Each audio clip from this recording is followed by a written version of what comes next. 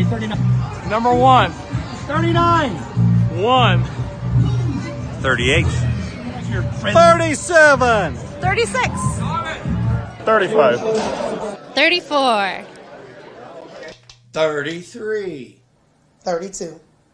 31. 30. 29. 28. 27. 26. 25. 24. 23. 22. 21. 20. 19. 18. 17. 16. 15. 14. 13.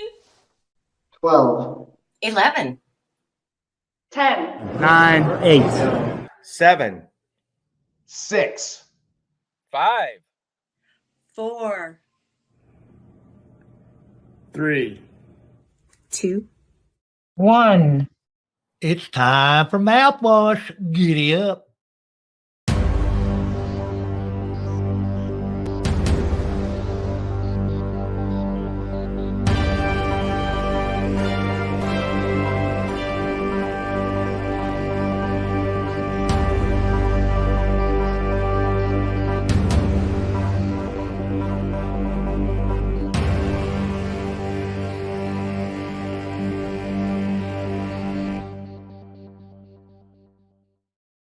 Hi, and welcome to episode 102 of the Mouthwash Talk Show, a minty fresh take on politics. And wow, it's we have a good show tonight.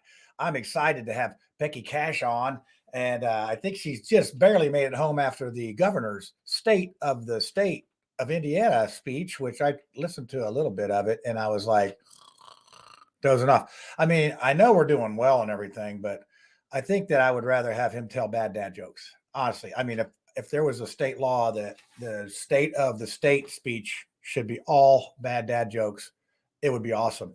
But hey, we're doing great. If you listen to the speech, we're doing great.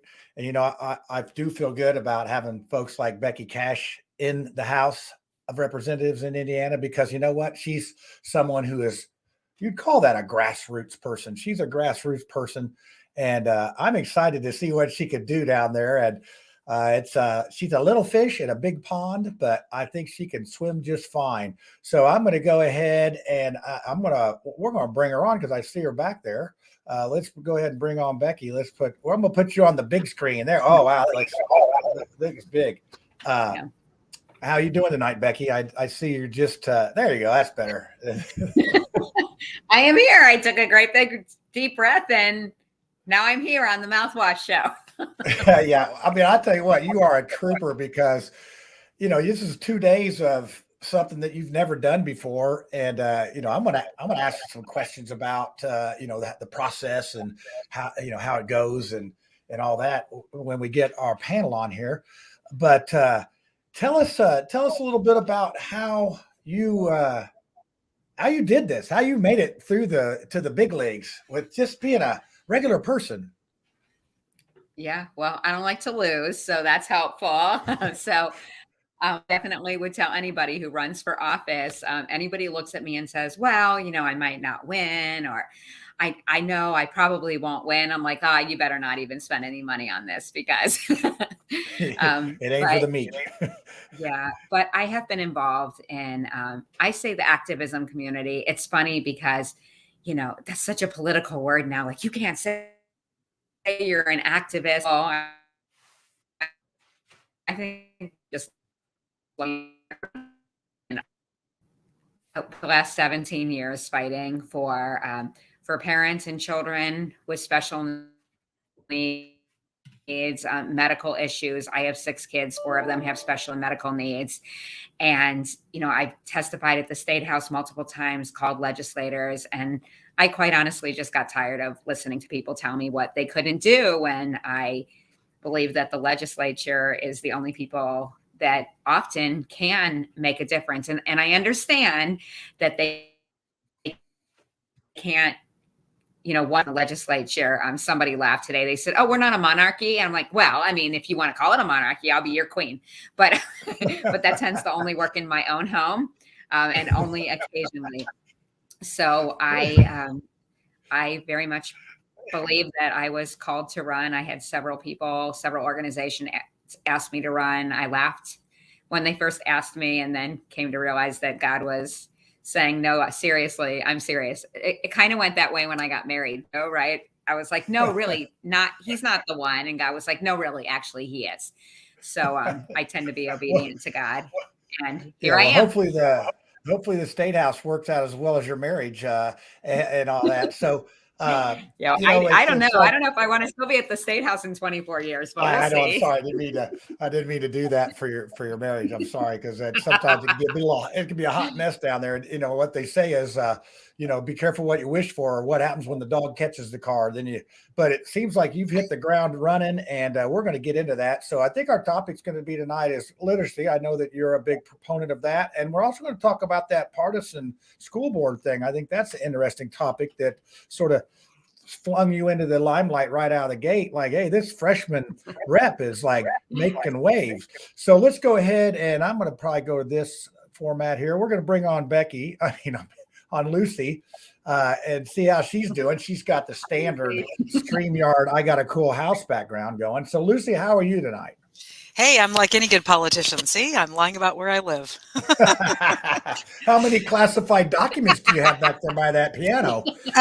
Yeah, just tons, right? I mean, just like Evan By, my former competitor in the Indiana Senate race, his electric bill was less than $8 a month for his $50,000 condo in Indiana. It's not who you know, that's who you know at the electric company. That's how that works. Exactly.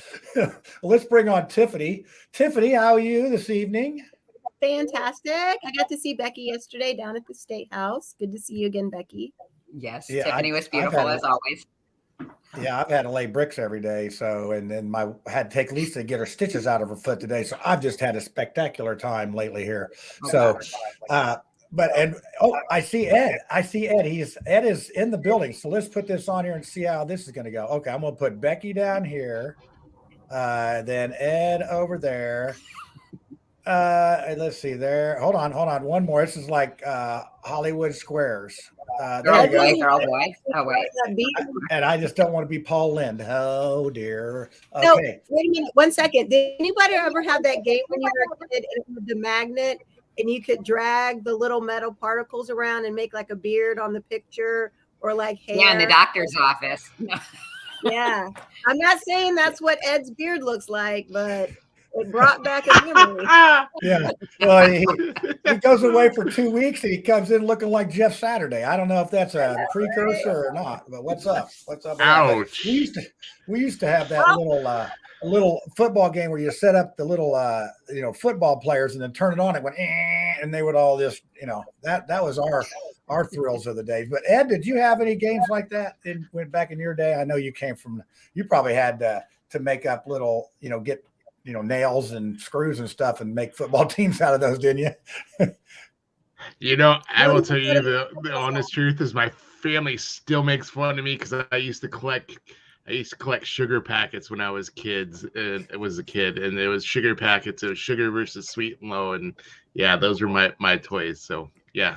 So you're we're probably laughing at Ed right now, but it's going to be like cryptocurrency. Those sugar packages are going to be worth thousands and thousands of dollars someday. I can't. Is there a market for such a thing, Ed? I had a dog, and the dog ate all of them. So yeah, they're not anymore. Along with your homework. At your grandma's house after you played in her garden. Oh, you're killing me. So, all right. Well, let's put Becky out on the hot seat now. Okay, Becky's going out here. Oh, look, that worked out pretty well. So we're going to start out with some questions. I just want to start out with the first question here. Take us through the process, because you have to, in the House, you get to write 5 bills. So how does a person do that? Actually, we went back to 10. We went back to 10. The speaker tried to take it to 5, and then he went to 7. And apparently I wasn't involved in the big protest or whatever happened, but actually it's 10 in the long session, 5 in the short session. So we were back to 10.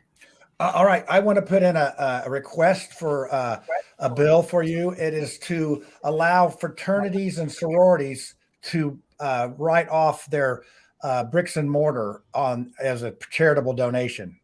Well, I'm going to be a good politician. I'm going to be a good politician and tell you that we are past bill filing deadline. However, maybe somebody could write that as an amendment. Yeah, I mean, just sneak it in there. I mean, at 2 a.m, just run that thing right under their defense and over the offense and right into the end zone, and all that stuff. Wow.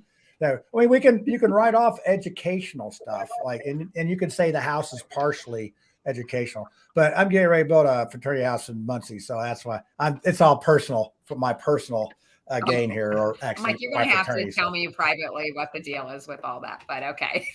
Okay. All right. Well, see, that's what's good about having folks on this show. But anyway, let's go through that process of so you have an idea. Let's just take your partisanship bill for the school board. So you want to do this. You hear this. You hear people talking about it. So how's that work? What's that process look like? She's frozen. There you go. Yeah. Well, so I will mention the partisan school board one. I didn't run on that issue. I actually started getting phone calls the day after the election from people asking me to file a partisan school board bill. I didn't run on that. It wasn't anything that was discussed. And then is that my computer that's doing that? Yeah, I think it is. It's either your internet or are you on your phone? Is that my internet that's blipping out like that? Yeah, it is. Are you on your phone or computer? I'm not. I'm on a laptop. Okay, yeah, it's your No, internet. I'm on my computer. I don't know why it's doing that.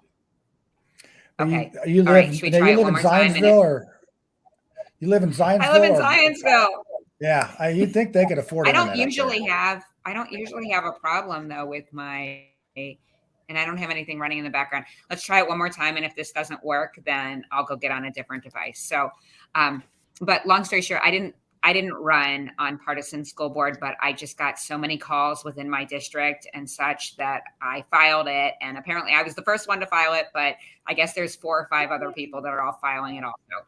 But basically I got the call, I got the request, and LSA, it is, and those are the attorneys. And so basically we turn in our bill idea to these most unbelievably amazing attorneys. Like we were joking tonight about how you could give them a one-liner on, I want a bill that says XYZ, and they somehow miraculously come up with this draft and they can find code that nobody else can find. And, I realize it's their job, but it's not even stuff that I can find on Google.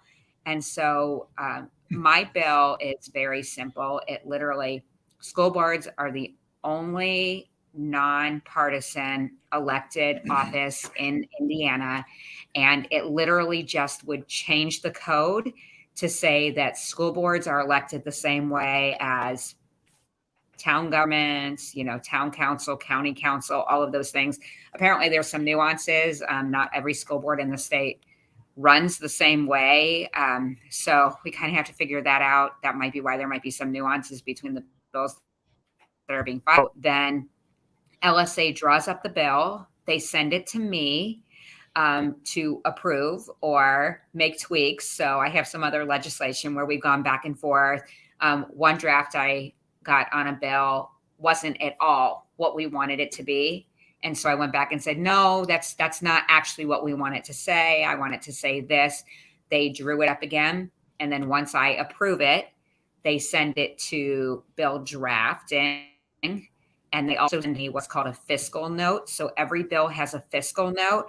And we kind of laugh. I was told this by other legislators. Sometimes we look at the fiscal note and we're like, no way, there's no way this is right. But what's nice about the partisan school board is that it actually would save the county government and the state government money, because right now they're literally having to do separate manuals, separate processes for school board, and it would put it all under one roof. And so the fiscal note gets stapled to the bill. I either decide to file the bill, or in some cases I've had things drafted up that I'm not actually filing, that we're holding back as possible amendments. that could be language for that we could sum to another bill down the road. And so I had about 11 things drawn up, 11 or 12, and I filed 6 of them. Worked on some of them. I won't give any details, but one of them I was going to file. And then I actually had a discussion with one of the attorneys that I really respected, and back and forth. If I file the bill, if I want to try to use it as an amendment later on, even in a bill that is almost identical, they can call what they call bill pen, which means that you filed a bill, even if we're not going to hear that bill, it's still technically there. And no, you can't try to put your language in as an amendment because it's already in another bill. And we decided not to risk that, because I know that we could want to use it as an amendment. So that's some of the so that's the process. Yeah, and you learned this all in 2 days, right? Yeah. or after you well, because I've been, part of communities. Yeah, because I've been part of communities where we've testified on bills and been a part of trying to push other bills and such. I am lucky that I'm surrounded by some people that can lessen the learning curve a little bit. And I know some of this stuff because of bills that we've tried to get passed on medical freedom and different things in the past, and kind of watching how that's happened. But I ask a lot of questions. And I do know that about you, and you're a great team. I mean, the attorneys are bound. Yeah, the attorneys are bound by confidentiality. So what's nice is that I can ask them questions, and I trust that it's confidential. So yeah, I consider myself a resourceful person. So. Yeah, well, and we're going to be excited to see how things go. So I'm going to open it up to the panel here. I'm going to go with Ed first off here, because he just has a look on his face like either I have a question or I have no questions. But I want to know what Ed's thinking right now. I think my first big question would be, what's the big, like, you're talking about learning curve and asking people, and I get that. There's also that shocking moment. I know it's some things where you learn some things that you kind of had no idea of. Has there been any of that as well? The kind of shock and awe, and oh my God, I can't believe that.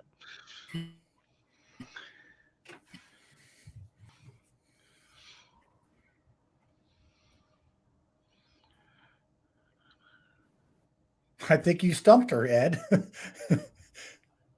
I stumped the internet. Yeah, you just shut it down. Yeah. Oh, and now that was my internet. Not yet, because apparently people might be holding their cards back also. I will tell you, it is literally probably my biggest, like, oh my gosh moment is the sheer number of lobbyists. They are everywhere.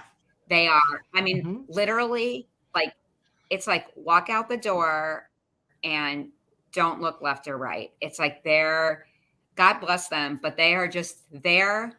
And there's this sense that they're waiting for a specific legislator, right? They're waiting to see someone. They're waiting to get someone. And I actually enjoy seeing, like, the head of the Firefighters Association, the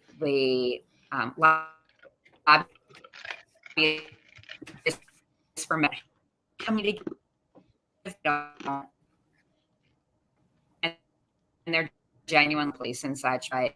The sheer number of people that want meetings with me. Once I was put on the education committee, like, just, you have no idea how many education organizations are out there. And I don't even want to say just in the state, because I'm getting messages from people and with the charter schools and such. And so I'm having to learn to, first of all, use my legislative assistant, who is absolutely amazing. His name is Ethan. Love him to death. So he's ROTC at IU Bloomington. Marine, and he's gonna he's very professional and very great, and they take care of things for me. But I'm literally having to say, okay, you know what? Yes, this meeting is a priority. I would like to meet with this person, or you know what? Honestly, I'm not on any committees that have to do with this topic, so maybe a virtual. On like Martin Luther King Day is on Monday. The State House is closed. I'm like, I'm going to be at home with my daughter. I know they probably is personality as a businesswoman is like, yes, I want to meet with everybody. And I'm really give myself permission to be like, yeah, not this one, not right now. If you catch me in the hall for 10 minutes, good luck. So, yep. Hey, Becky, I'm gonna ask you if you do have another device. We're having good little runs there, but then every once in a while it really blocks out. And we're gonna go ahead and when I see you backstage, we'll bring you back on. But man, I'm you're doing great. If that internet would work there, all right. We'll see you in a sec. Okay, let's go back to this little format here. And what we're going to do now is we're going to go over some polls on the People Over Politics. And, you know, this is one that we asked. This is, should candidates have to declare a party affiliation when running for school board? We had 20 votes. 70 said certainly, and 30 said no. What do you think, Lucy, about this partisanship on there? I mean, if you got a libertarian running, do you think they'd be proud to put that on there, wouldn't they? No, in fact, I think that there should be no party affiliation whatsoever listed on anybody. It would force people to actually do research rather than mindlessly vote for a party, which is just, you know, a gang of people who've gotten together and decided that they want to manipulate things in a certain way. And so that is especially evident in this state where we have straight party voting, right? Straight ticket voting. You just put one lever down and it's all the Republicans. Well, I'd like to challenge the idea that having an R, a D, or even an L after somebody's name gives them some sort of competence or virtue. Each individual voter should be responsible for doing the research on each person that they're voting for. And if they can't do that, then they should simply abstain from voting. Yep. And your lovely husband, he says the same thing. It even goes one step further, which it doesn't surprise me. So, Ed, what do you think? So I'm going to have foot in two different areas. First of all, I would love Lucy's idea. I would love the idea of getting rid of parties on there and making people actually do some research. But we're in a state right now that is halfway in, halfway out, where I have everybody else listed on my ballot except for the school board. And so if we're going to do one or the other, choose one and stick with that for both. I don't like this idea that we do one for, you know, everybody else and the school boards get left out. Again, if we're going with Lucy's idea and getting rid of them all together, I'm all for that. But if we're going to do it for everybody else, we might as well do it for the school board. Yep. Okay, Tiffany, here's your chance to weigh in. I mean, you're a party person. Yeah, I love a good party. Oh my gosh. I know, party girl. That's what I was saying. Nice charcuterie board, maybe a signature cocktail. I think, you know, all the wait until February, right? Because it's dry out for January or what? Are you doing that dry out January or whatever? You know, after doing dry October, well, sober October, sober November, and then dry December, it's kind of full little lifestyle change. So I am pretty dry-ish. Although I am nursing a cold, so there is a little bit of bourbon in the tea. So well, that's medicine. That doesn't count. Really so what do you think about these partisanship on school boards? I think that the thing that is most interesting about your local elections is that they touch you more than anything else. And here in Fishers firsthand, we saw what nonpartisan school board races look like and how that took our school in a different direction. We also saw people who had like conservative voting history acting and behaving very differently on school board when they voted. So that was part of the need for the reshuffle. And then somebody in the comments said that the average voter does zero research. For the most part, you know, when people are affiliated with parties, I think it represents probably maybe 75% about how they feel about issues. And if you're not going to research every candidate and go to every political event where people speak, I think, the party system at least helps people, vote for candidates who are most aligned to how they feel. So I think that adding it to the school board race is a very good thing. All right, we have Burn It All Down, Lucy, and Ed, one or the other, and Tiffany in. And so there you go. That's you guys are playing your roles very, very well. Now I do see Becky backstage again, but what I'm going to do is I'm going to play Mark Small, and then we'll have her back out. And I listened to Mark before I listen. Usually I just play it and listen to it with y'all, but I did listen to it. I had a second before the show, and I have no idea what he said. So here you go. You be the judge. I'm Mark Small of Small Talk for January 10th, 2023. The topic is school boards are bias and literacy. Okay, first of all, people are talking about how the school boards today are biased and wanting to change things. One, for the most part, are the less educated people. Two, the bias that they're seeing is not really bias. Three, they're wanting to infuse things with their own bias. Nationwide, school board members have been attacked and been terrorized. Now, if you want to sit there and talk about Second Amendment remedies, go right ahead. But don't sit there and wimp out and say, well, it's not us doing that. I haven't read where any progressive people or left-wing people are terrorizing school board members. What is it that you're wanting to put in their place? Well, you're wanting to have some restoration to values of what? Your values? And what about literacy? You're going to teach reading, writing, and wrestling or something? There is a brain drain in Indiana. We rank 43rd in the country for education, and people are leaving here. People who are more intelligent, better educated, are afraid that their friends or their kids will be harassed, beaten, maybe even killed in this environment. They're LGBTQ positive, or they're progressive, or they might not be white.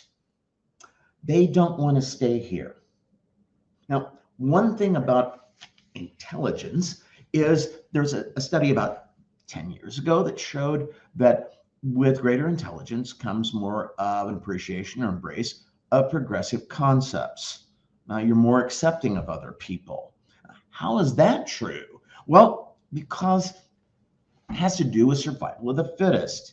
That doesn't mean you can beat them up and you'll come out on top. No, it has to do with people cooperating and respecting one another and being kind.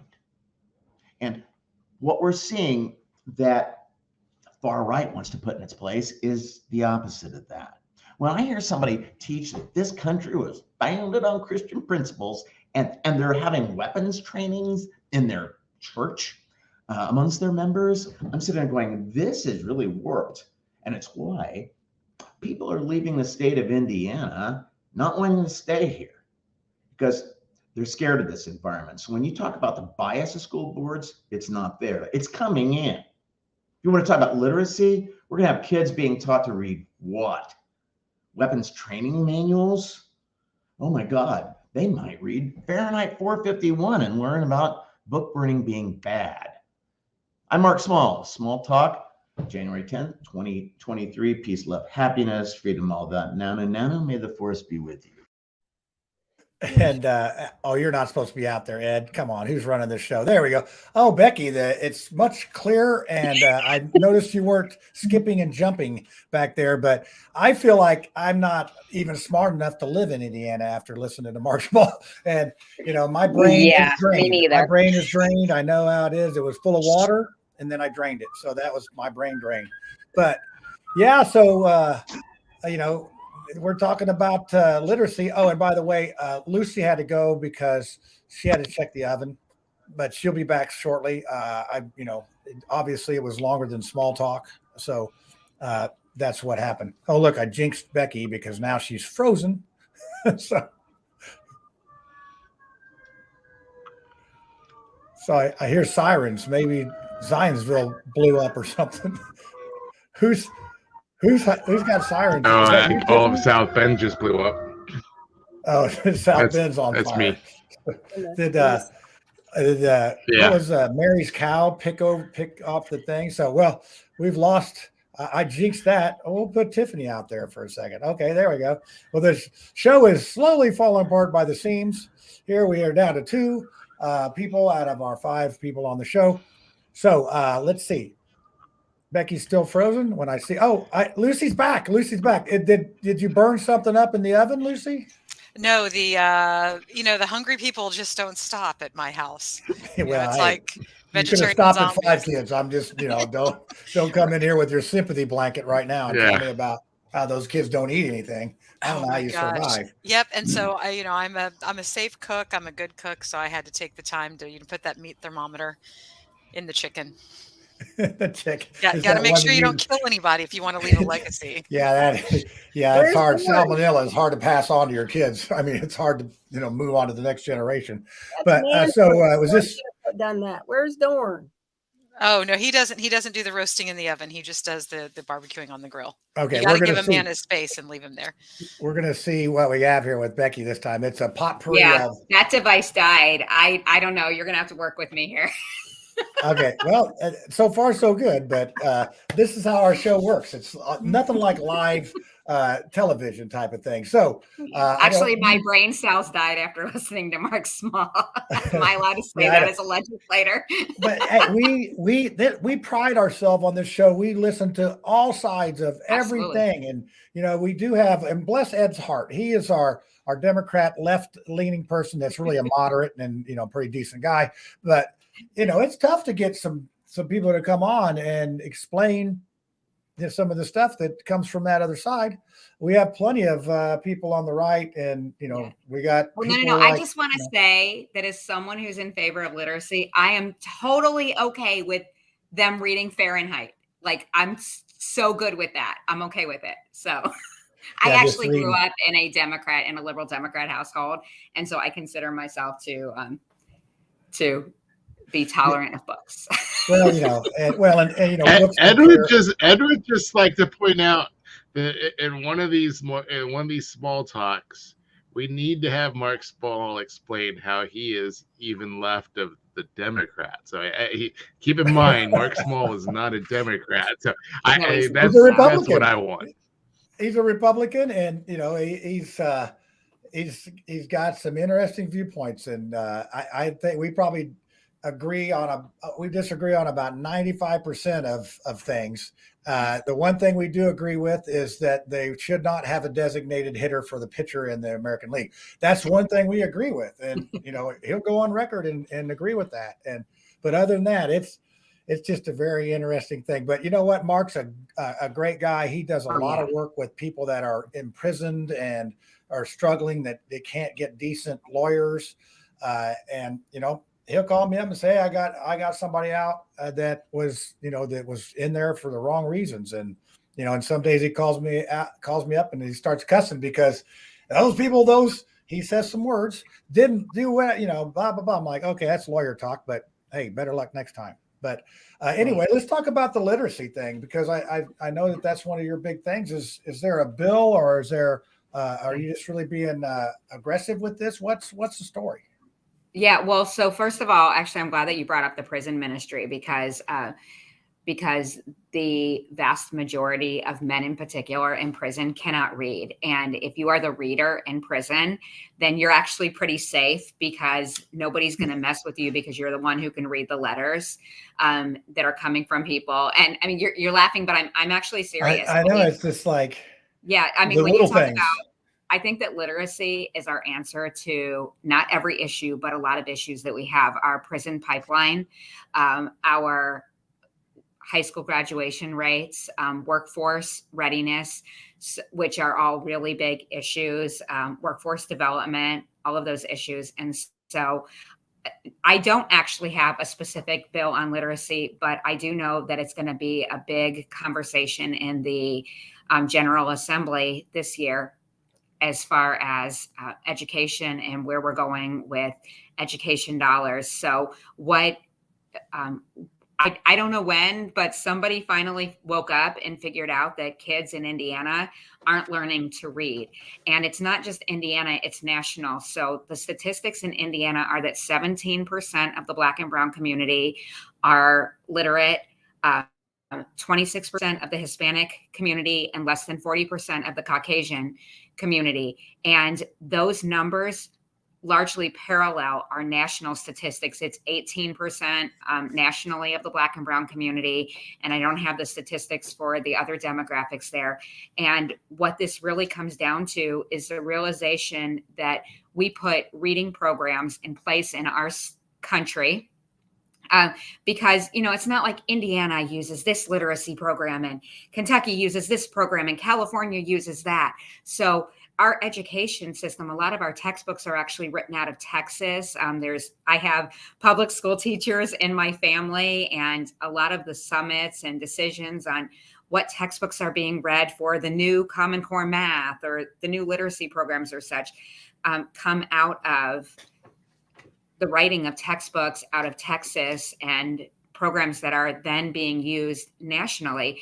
And the reading programs that we're using in our country right now, they are memorization based. So it looks like this. So little Susie comes home from school and she's in kindergarten or first grade, and mom receives or dad, right? So sorry, I didn't mean to be biased there. And I especially shouldn't be, because my husband's a single father for the next 4 months, helping with school and such. But they come home with this book, and mom or dad or grandma or whoever gets it out of their backpack. And the instructions on it say, we want you to read little Susie this little booklet, right? I mean, 5 pages, 6 pages, 7 pages.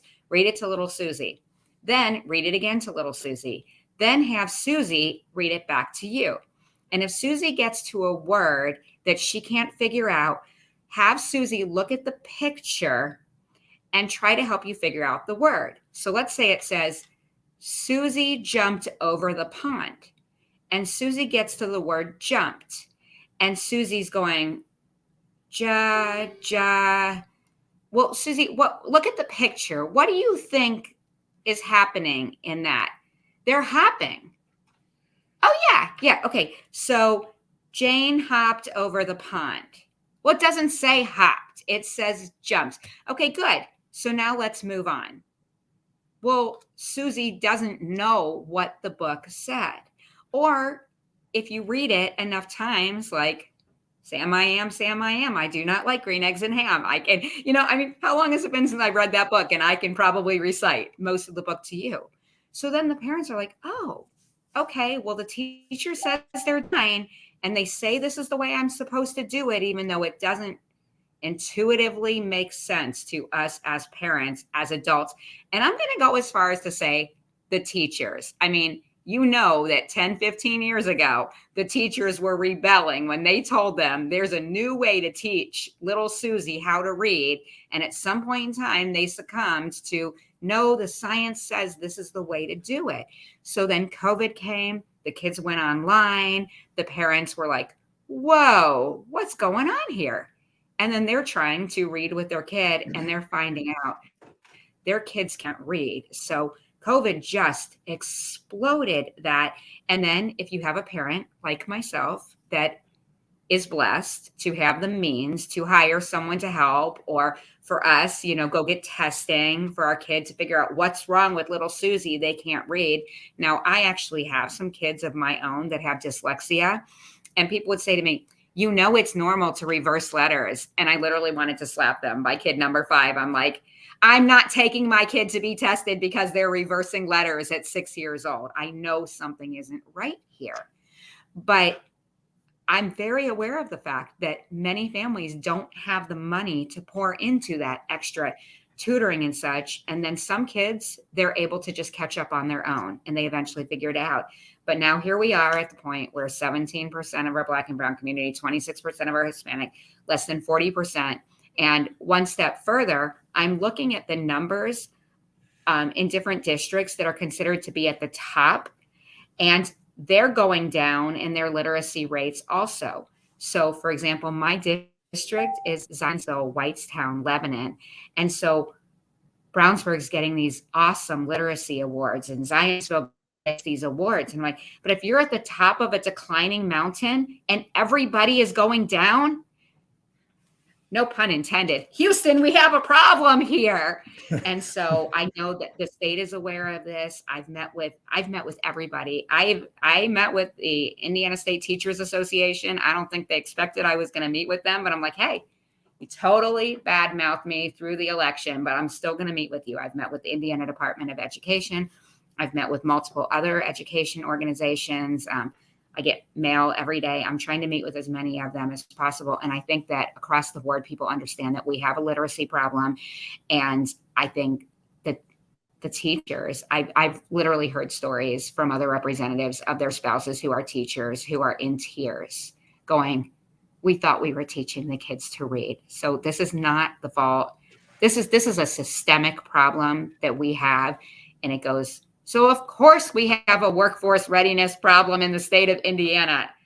Yeah, People it's tough. can't. Now, let me break in. Yeah, I was going to say, we're going I'll be to break quiet in. now. We're going to have, Can you tell I'm passionate about this?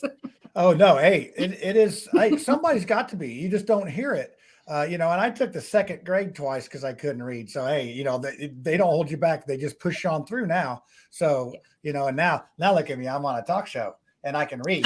So that's, I do make up words on occasion, right, Tiffany? But this is from Jennifer Beyer, no phonics. Jennifer Beyer, you've read my mind. You know how like everything old is new again, and we were wearing, kids are starting to wear bell bottoms like we did when we were little kids in the 70s. Here's the problem. The problem is that, first of all, parents must take personal responsibility for their children. They shouldn't be shoving it off on anybody else. Becky, you know that as a homeschooler. I homeschooled for many years. We've done it all. The problem is that it is not profitable to have a large literate population. They're difficult to control. They start to think for themselves. They can start reading autobiographies and biographies and history and discover that they were lied to. So it's really just not profitable. Yes, Janet, I think this is absolutely done on purpose. If you read Educating for a New World Order by Beekman, you'll discover that there's lots of really good data on that. So 1978, I'd love to see the literacy percentages before 1978 when we got the National Department of Education and today. But my mother was one that struggled actually a little bit with reading because she grew up in the 50s. She was born in 42 and she suffered under whole language. Well, now they're bringing those bell bottoms back and they're starting the whole language trope again with kids. It's an absolute tragedy. If you cannot decode the words by taking the symbols and matching them up with the audio, you'll never be a proficient reader. And so once again, I'm sure it's Bill Gates's fault. Is he the one that started this whole language thing again with this Common Core? I bet it is. Of course he is. Actually, I was told that that what's her name? Giselle, whatever, Ghislaine Maxwell, the girlfriend. Yes, that her dad was involved in the creation of the reading programs that are currently being used. I did not go back and look, but I was told it by somebody who was reputable. And it's all money. It's just, to be honest, it's money. Well, money is just energy. So let's take our energy back and let's check in with the kids next door and the single mom or single dad that's, struggling, and let's get those, let's have those kids over for reading night. Yeah, exactly. Slickwitty, Hooked on Phonics worked for me. And there's a couple of other really great programs. But if anybody is listening and they have young children or grandchildren under the age of 5, please go to IAHP.org, Institutes for the Achievement of Human Potential.org, IAHP.org. It was started by Glenn Doman. He worked with children with brain injuries, serious accidents or, cerebral palsy because of lack of oxygen at birth. And with his methods, children that had brain damage were outperforming children that had never had a single bit of damage. And so he asked himself why, and he started to apply those same techniques. And so now the Institutes for the Achievement of Human Potential literally have 4-year-olds doing algebra.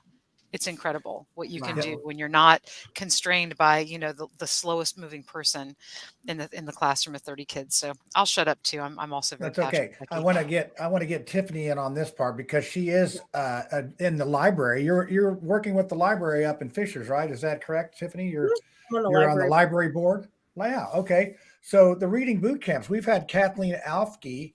I know we've had her on Do Something Indie show. and she does over in Meta. Where is that? Mecca.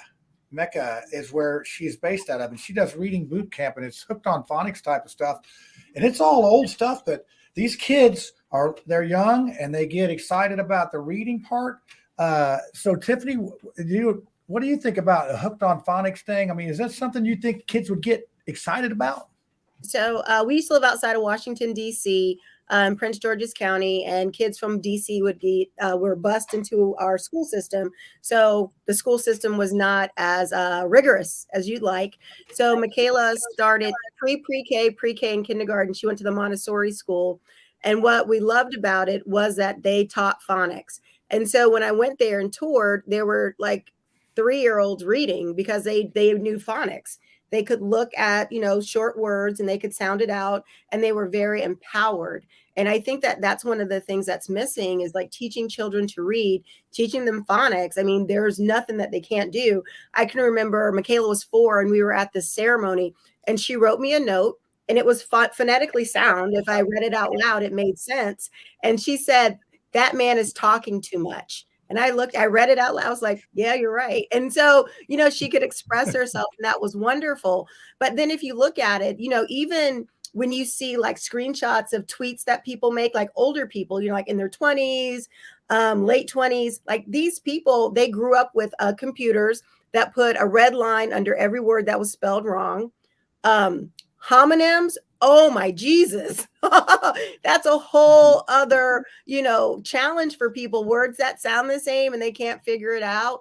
So there's a lot going on. There's what they're teaching in school, and then there's how they can function in society without being able to read. I mean, there's a lot of different things going on. And Becky, I applaud you. I think that you do have to talk about the numbers there and how there is that direct parallel between illiteracy in your prisons. And I would encourage you to get the data on I don't know if white or Caucasian is the word that you guys prefer. I don't know, Cracker. but I would encourage you to pull that. What do you prefer? Cracker. No, I can't say that. Oh my God.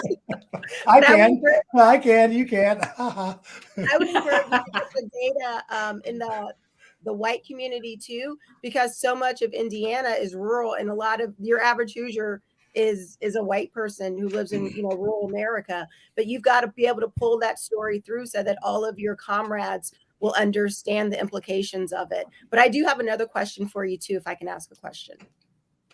Okay, fantastic. So I was watching the House and they're voting on speaker, and there's all this stuff going on, and it's complete craziness. And then in Washington, D.C.? In D.C., yeah. And okay. So then there was this picture that kind of surfaces, and it's George Santos, and he's sitting there by himself.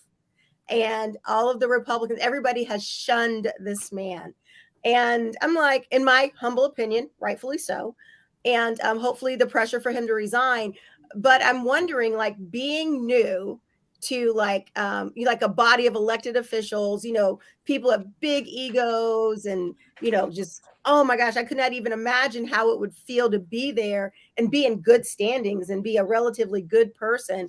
I mean, what are your thoughts on, somebody being new to the House, either at the state level, the national level, and being shunned? I mean, like, what do you think's going on for him? Yeah, well, people keep like Rob Kendall had me on. He's like, "You're going to get kicked out of the Republican caucus," and I'm like, "Not yet. I haven't been kicked out yet." Obviously, we've seen that happen in our state, and I'm kind of like you. He should resign, right? I mean, they're obviously going to caucus in another Republican because he won it. I guess I don't really feel sorry for him because he brought it upon himself. If he was being shunned just because they didn't like him. So I'm not sure what, So I have a question. I'm sure it's a horrible feeling. So, but I'm glad you brought up Montessori. I do want to say, because my mom is a Montessori teacher who was trained at the school that Maria Montessori created in England. So anyway, not to divert back to that, but I do love this. No. But when you talk about Montessori, and so like the techniques haven't changed in, I don't know, 100 some years, and it's phonics, it's cursive, It's kids can't distinguish between work and play. So you give a 3-year-old a broom and they think they're playing. I mean, a small broom, but it's the most amazing thing ever. It's like, let's clean up. And I just think that, some of those things are just so important for building self-esteem with children. And I think that at the end of the day, that's so important to, as they're learning these new concepts and they're struggling. And especially if they can't get the support at home, you just gotta, their self-esteem and, teaching them, even though, you're struggling over here, but you're still a good person. You can learn, you can do these things. You can never give up on little kids. You can never give up. Well, and it's also what Lucy said. Maria Montessori started Montessori because kids were in institutions and they had been told that these kids would never amount to anything, that they were brain damaged and all these things. And Maria Montessori went in there and found out that these kids were not low IQ or anything. So I'm sorry. I know I'm not the host. John, would you like to talk? That's okay. I do a lousy job. It's okay. Anyway, we talk over John all the time. I'm just, Tiffy will make fun of my mood here pretty soon, and it's all good. But he gets sensitive when you speak over. He gets sensitive. Yeah. So I do have a question, though. I have a question. So are you guys going to vote on a new Speaker of the House, or has that already been decided, or what's that go for? It was our first caucus. People were like, "Oh, you just started." We actually started the day after the election. We had our first caucus, and the speaker was elected. And to be honest, as a new person, it was just kind of like, okay. Well, did anybody run? It's actually kind of interesting to watch what's happening in Washington, D.C. because I'm like, I don't even know how a coup like that could have even happened with us. I mean, did anybody even run? Was it just one person, or was there any challenge? He was the only one that was nominated, and it was all in favor, yes, all opposed, no, and then thank you. So did anybody say no? Can you name some names? Nobody said no, but I can't guarantee that everybody said yes. You know what I mean? Okay, it was literally, it was what it was. It was a very quick and simple. So it was the opposite. Present. Yeah, there wasn't even a present. I was like, wait a minute, can we vote present? Is that even like something you can do? You got a kid bombing you with something there. That's funny. Yes, a kid threw a sock at me because she wanted me to see her new outfit, and well, it looks marvelous. We all want to see it now. They're smart. They're smart. Let's see. Let's do with. I want to go back to a question here, and I don't want Ed to ask another question, but Adam Harvey asked this question here earlier on about the teachers union. How did that? What interesting insights might you have had on that if we were a fly on the wall? Well, it was funny because my legislative assistant, he's great, Ethan, he messaged, he said, I just got off the phone with the Indiana State Teachers Association. They'd like to meet with you. They're going to want to talk about all the controversial stuff. And he said, do you want me to basically put them off? And I said, no, actually. I'm between 12 and 2 tomorrow. This was before session had started. See if they have something in between that. I'll be at the State House to file bills. And I think he was a little bit surprised that I said, so he said, they're thrilled.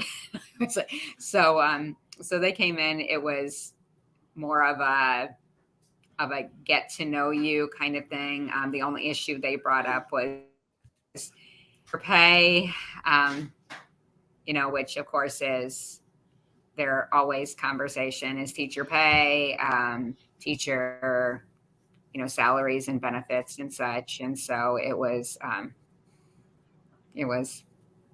amiable. I guess it wasn't like, Did they bring you an apple? Did they bring you an apple or anything to give you? No, they told me that they had a new director who really wanted to bridge the gap between, the Republicans and the Democrats. And I asked, well, when did that new person come in? And he said, March. I said, well, so to be honest, I kind of led the conversation. I said, well, that's interesting because you have a rep in Brownsburg who viciously attacked me online. They never met with me. They never reached out to me.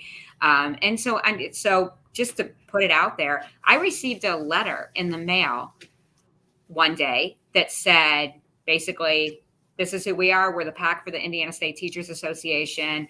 If you want to interview with us, the deadline is this date. It was literally the day I got the letter. And it was very, very clear that they did not want to interview the Republicans at all, had no intention to. They gave like $35,000 to my opponent in the last week and a half of the election. And they give about $1 million to Democrats during every single election cycle. And so I said, well, it's interesting that that was back in March, because there was no effort to, actually have any communication. But I mean, it's par for the course. So it's, somebody needs to tell them that there's a Republican supermajority, and they should probably give the money to those people. I'm not very smart. I am Indiana educated, so I don't know how that plays out. But so wow, that's good, Ed. So, I did have a really great conversation with the Department of Education and Dr. Jenner and her team. I actually kind of pushed for that meeting. They were going to put it off for a few weeks, and I was like, "No, I'm on the education committee. I have to talk to you guys now."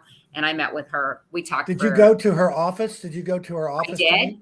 Now, if you notice on the wall, there was some plaster art in there. That is my wife. She was actually picked by the Suzanne Crouch to put art in the State House, and that's awesome. Lo and behold, Lisa won that thing. So you didn't notice. I can see you didn't notice. Very cool. So it's okay. So, yeah. Ed has a question. Yeah, Ed's going to have the last question, and then we're going to let you go because you've had a long couple days. And I got a new policy here.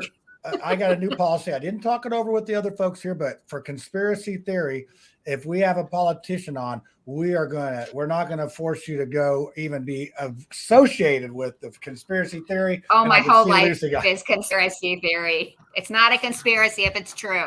Anyway, that's Lucy's. That's Lucy's and Tiffany's stage. But me and Ed, we'll go out on that limb with the saw in the wrong hand. We'll do it all. So, and we got a little new promo tonight too, because I accidentally erased the old one and I couldn't find it. So we have a new one. But anyway, Ed, you get the last question. You get the last word tonight. Last question. On the education front, I agree with Lucy somewhat. I agree with her a lot, as usually the case. But the University of Georgia has done some really good research on how you could track kids and their what their parents did. So if both parents went to college, they're more likely to go to college. If one parent, their parents dropped out, they're more likely to track parents. And one of the things that I think we get lost in is we expect everything of the education system, and we don't pay enough attention to that period before kids even get to kindergarten. And some of the University of Georgia's data has shown that especially when you're talking about people of color, that we don't do a great job of talking to our kids, that kids in other families tend to talk more with their children, and they tend to get thousands of more words in before they even get to kindergarten. And so one of the things I'd love to encourage you to, it's probably less of a question than it is, but we really need to work a lot better on educating those parents, and for a lot of them who have never gone to college, who have never gone on, some of them have never graduated high school, educating them on how important it is. Because for a lot of parents, especially I say as a Hispanic person coming up, my own family and people in my community do not really value education the way that they should. And a lot of it is, educating them, because putting those resources, getting that kid up to speed before they ever get to kindergarten, totally change the trajectory for them once they get into the school system. And I guess if I'm ever down there, I would love to have an even deeper conversation with you on that topic, because it is something that's near and dear to my heart. I don't think we could simply focus on what the schools is failing to do. I think we really need to work on the parents as well. Well, I think that's a good point, because during the governor's State of the State tonight, one thing that he announced was Dolly Parton has a book program where they send books to kids 1st through 5th grade, I think it is. And I'm sitting here thinking, well, I think Dolly Parton is great. I've been to Dolly Parton land. We think Dolly Parton is great. But what good is that going to do if the parents can't read the books to the children? And so, I need to look that up more, but government, Lucy will agree, government is not the solution to a lot of things. And so I'm not opposed. I want, books in every household and such, but yeah, that's a conversation that I would love to have with anyone who is much more researched on all of that. But it is true. And I will just say, I have one daughter who, I won't go into a lot of detail, but she has, she was diagnosed as a baby with type 1 diabetes. She's got Graves' disease. She's got a lot going on. And we put her in school because everyone said, well, you won't know if developmentally there's something wrong with her because you're too stupid as a mother, which is not quite what they said, but basically what they said, unless you put her in school to let them tell you if there's something wrong with her. Well, halfway through first grade, everybody, the doctors, everybody said, bring that baby home. If you do nothing but read to her, she wasn't a baby at 6, but she was. If you do nothing but read to her for the next year, she will be further ahead than she will be sitting in a state of shock and fear at school all day. And a neuropsychologist said to me, simply because your husband and you are educated, the vocabulary you use in your home, she will be just fine. So that's yeah.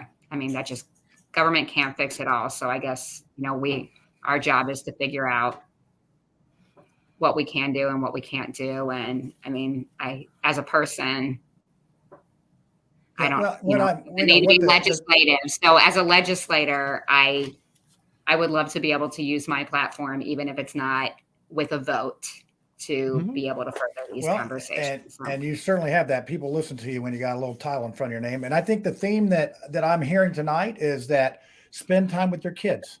The best teacher is a parent. And, and I have a saying that it takes a mom to raise a boy, but it takes a dad to make the boy a man. I mean, you have to have both of those elements to get there. And, but it takes time to do all that stuff. So, Becky, we want to thank you for coming on. And we'll have you back on a little later after you beat these boys into shape down there at the State House. Maybe when I'm a little bit less tired and maybe I don't ramble so much. Well, you did wonderful. Your internet even straightened out. See, you even straightened out your internet. Like I didn't know you were that techie. So as she freezes on her way out, so we're gonna wish you good luck down there. Guys. Keep up the good fight. And you talk about lobbyists. Randy Head, he is a lobbyist. Do you know him, Becky? He's, I think he's. I know that name. What is he up for? He was a senator and he's a lobbyist, and we actually are going to have him on the show at some point. I ran into him, and so we will. Okay. He's brave enough to come on and tell us what a lobbyist does, and we're going to throw cabbages and tomatoes at him. That's what I think we're going to do. Okay, and Ed, reach out anytime because I would love to discuss that topic more. So. And look, we're making connections here on the show. It's great. So now, as we digress, we are going to the conspiracy theory. So get ready. I actually got one tonight. It's no relation to reading, but I have one. So here you go. Hey, y'all, better get your tinfoil hats out. It's time for the conspiracy theory. Come on now, let's go. All right. So, yeah, I accidentally deleted the other one. I thought the other one was a little better, but that's what you get. So I thought we had a good guest on tonight. I mean, we had a little internet issues, but we worked through it. I'll be excited to see what more she can do down at the State House because she sounds like she knows what she's doing already. Right, Lucy? So I say, yeah. Are you that tired you can't even push the unmute button? Is that what I see? I'm using a trackpad. It's all a pain in my neck. Okay, so how's the chicken doing? I don't know. I heard that my older daughter moved it from one pan to the other. So we'll see if that makes a difference. We'll see. Anything for the show. You're sacrificing a chicken on our show tonight. So we'll start with you on the conspiracy theory tonight. I mean, it's conspiracy fact. I'm sorry, you're the factual person. So conspiracy fact. Yeah. And your stuff's come true every time I turn on the news. Is one more Lucy's statement comes true. This is just research like the most basic part of research, and parents would know this. The Rockefellers took over the education system in the early 1900s because they thought it would be useful to make sure, useful to them, of course, not to us, to have a population that was trained at getting up at a certain time, being in places at a certain time, that, like the Skinnerian pigeon would, be, what I want to say, that it would obey the bell, basically. I don't know if you've ever seen those old behavioral videos with Skinner. So really, everything about the school experience is just an industrial factory to produce workers who don't have enough training in anything like philosophy or art or music in order to escape the system. And, in the modern days, it's really Bill Gates and all of his buddies that perpetuate the system. I would like to see the Department of Education at a national level immediately dismantled. Andrew Horning, who you've had as a guest here before, good buddy of mine, he did the math and he found out that it takes 93 cents worth of labor and effort on the part of, Indiana employees to get the 100 cents back from the Department of Education. So we're spending 93 cents to get $1 back, and we think it's a good deal for Hoosier students. So why don't we just tell the federal government to F off, and we'll teach Hoosiers how to read and how to do We'll math. build a big wall around Indiana, or at least on the east side, so they Exactly. can't You get got us. to keep those sketchy people from Illinois Well, trying to. every time I listen to your work, your industrial complex, we're just workers in the cog of the wheel, and I'm out there laying bricks. I'm thinking, man, if I keel over right now, there'll be another guy laying bricks right here behind me. And then I just leave. I just go home. I can go home if I want to, but no, but you really sort of made me think about, what our purpose is and what we're doing. And man, I make a lot of tax money for somebody. That's all I Our know. purpose is to love and to realize that we are spiritual beings having a biological experience. And that, the sooner we realize that none of this stuff that we're living here in the 3D even matters. The only thing that we should be focused on is loving each other and making sure that the needs of the next person are taken care of, which sounds like a very Democrat thing to say, except as a libertarian, it's all got to be voluntary. And I can't steal from my neighbor, or, the Republicans do this too. I can't steal from, you and act like me giving it to somebody else somehow is altruism. I mean, that's just theft and redistribution.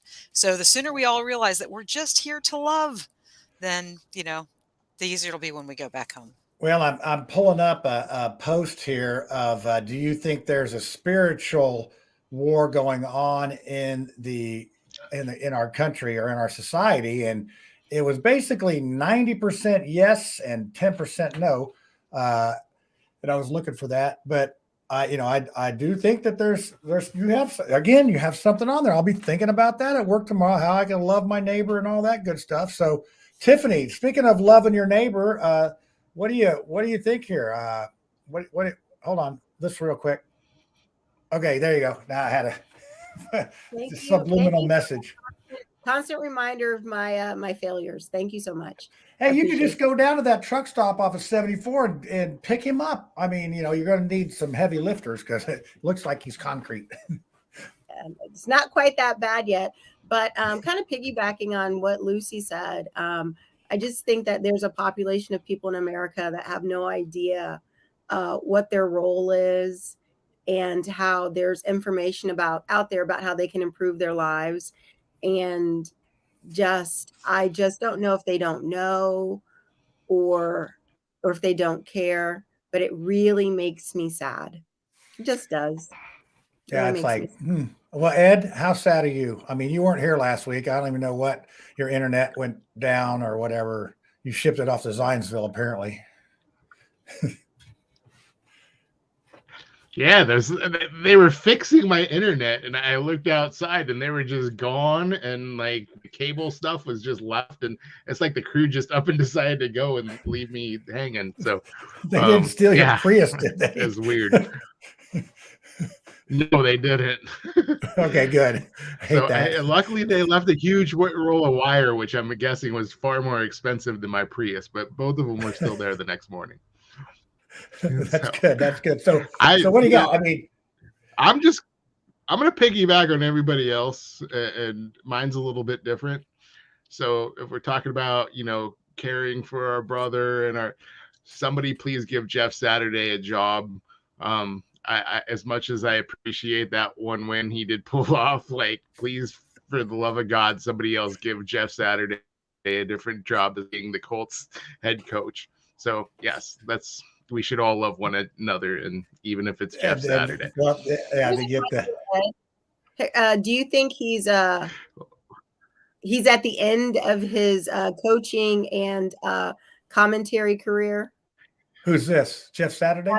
Yeah. I think Jeff, wonderful commentary career. I don't think he has a career as a head coach unless he gets back into it and gets on a staff and kind of learns and develops what he needs to. If he wants to get into coaching, I would say get into it. People seem to love him. But there's a technical side of it that I think was missing. How are you going to go on TV and comment and criticize other coaches where you just demonstrated an inability to be able to motivate and display strategery, homage to one of my favorite presidents, and demonstrate an ability to win football games through coaching. So I look at you. I mean, like, if I'm flipping channels and you're on TV, I'm like, I'm gonna keep going. I mean, what do you have to say other than, man, it's a tougher job than it looks like? I mean, what does he have to say? Yeah, that I wouldn't want to be a coach. I would say so. I'm going to go back to your guys in their career. A lot of who didn't in their career the way they wanted to, and they may have, even some of the Hall of Famers you see, there is a lot of room. I think especially having this experience gives you a little bit of insight as to what it takes to be a coach.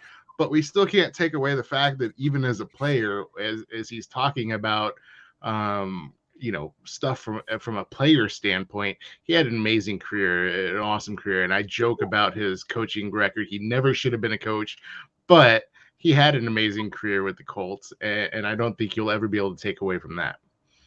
Of course, nobody's going to take his ring, but I mean, like, every player's not a great coach. And I don't know. I just think that I wonder if it'll leave a stain on his commentary. That's all. Yeah, we'll have to see, but it does seem like, there's a lot of great coaches that weren't good players. I mean, like Phil Jackson, I mean, he was okay, but, look at Wooden. Wooden really wasn't, much of a player. And, there's a lot of coaches, and then when you look at Michael Jordan, he couldn't coach. Larry Bird, he wasn't spectacular. But, and then you got, what's the guy for the Patriots, that guy that wears a sweatshirt all the time? Belichick, yeah, Belichick. I think he was on a 70s a cop show, wasn't he, Belichick? Or that Banachek or something like that. I don't know. That was a long time ago. But anyway, I'm not going to piggyback off of your conspiracies. I'm going way out. Actually, it's not way out, but it's about Charles Schultz, the guy that wrote the Peanuts cartoons and whatnot. And that's Linus. We're talking about kids on the show, so I thought I'd just do something about a kid. Now, Linus is this kid, and he used to go out into the pumpkin patch instead of going to the trick or treat. He'd go out waiting for the great pumpkin, and he was waiting for that. And a lot of people thought, oh, well, Charles Schultz, he was a Methodist Sunday school teacher. He was a religious type of guy. I'm going to say no. He wasn't. If you think about his life, he lived out there in California in the rich area. He pushed his kids to be worldly and all that. So this is my theory. This is like Linus in the pumpkin patch is making fun of Christians waiting for Jesus to come back. So there you go. You heard it here first. So it's like if Christians are waiting for Jesus to come back, we're like Linus in the pumpkin patch waiting for the great pumpkin. So there you go. No comment. Nothing. Is this last? Is it going to be the show is going to be kicked off the air for that blasphemy? Is that what I'm seeing? Deep. Hey, thoughts. Read the thing across the bottom. That's all I got to say, people. Read the thing across the bottom. So that I'll work harder on my conspiracy theory, but now you'll be thinking about that tomorrow, and you'll think, No, that's not living rent free in my head. No. Not gonna no rent there, no rent being paid there. I know Lucy's thinking about it though. She's like, I don't know, maybe. That Linus, Lucy's man, on vacation in her mind. She is not even paying. yeah, us she's any worried attention. about the chicken. Well, we'll let you get to that chicken. I am. And try and think what we got. We actually got some shows lined up. We have Wild Style Pascal. Tiffany, have you heard of Wild Style Pascal? I don't think so. He's a local guy, and he covers down at the city council and different things. And he's a man about the town that has his ear to the ground. We're going to have him on in February. William Henry, who was ran with Donald Rainwater as the lieutenant governor. I accidentally called his number today and then hung up because I didn't know what number it was. He calls me back 10 minutes later and says, "Hey, this is William Henry. Did you call me?" I'm like, I know that name from somewhere. We started chatting, and he's going to be a guest on the show. And as I mentioned, we'll have Randy Head on. He's a lobbyist. We're going to have him on, and I think we're going to have Tom Breedlove. In fact, I think Tom Breedlove may be next week, the Indianapolis skateboard journalist. And for those that know him, he has been shooting film around Indianapolis for, I think, 6 years now. And he's compiling 10 years worth of video that is going to be very interesting to see how the city has changed over the years. And he's got some pretty interesting stuff. So we're going to have him on there and see what the state of the city's like. And hey, lots of good guests coming up. So, and I'm sure we'll be able to get some others in there. So anyway, let me take off the banner here because this conspiracy theory is over. And thanks, Dorn, for having us put that up there, especially for my conspiracy that nobody's actually taken any stock in, but is true. So, but anyway, so let's wind it up and send it on down the road. We almost made it in an hour, but we didn't. So everybody say good night, and hold on, let me get to the thing here because I'll be pushing the wrong buttons and we'll be like conspiracy theory again, and nobody wants to see that. So, okay. See y'all next week. Thanks for being on the show. Thanks for all your stuff. What do you got, Tiffany? You got something? Everybody hide your confidential paperwork. Burn it or shred it. Oh, yeah. I got a whole stack of that over here, too. So, yeah, I know Ed's got some. Top secret. Yeah. I already published mine on WikiLeaks. Yeah, well, actually, if you you want to know the truth about Ed's Prius, he had some in the trunk of that Prius, and that's what happened. They came and the FBI got it and and then he made up the story about it got stolen. His confidential top secret documents in there for sure. And that's where you store them in the South. He was storing them for Pete Buttigieg, the transportation carrier. He had the computer plan for Southwest Airlines confidential top secrets in your glove box, didn't you? So there you go. Another conspiracy theory. No charge for that one. All right. Hey, everybody, peace out. See you next week. Where's the button? There it is.